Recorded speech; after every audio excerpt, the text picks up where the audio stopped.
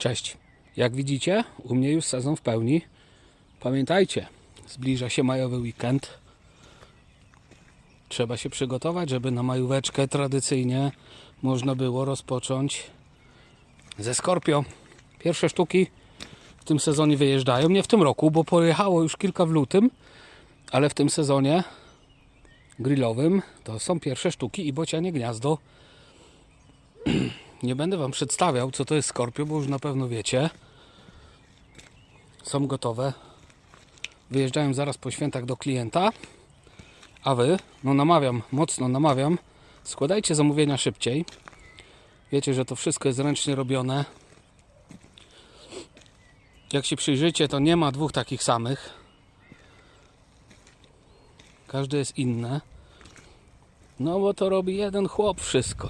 Jo. Zapraszam, dzwońcie, zamawiajcie. Jo.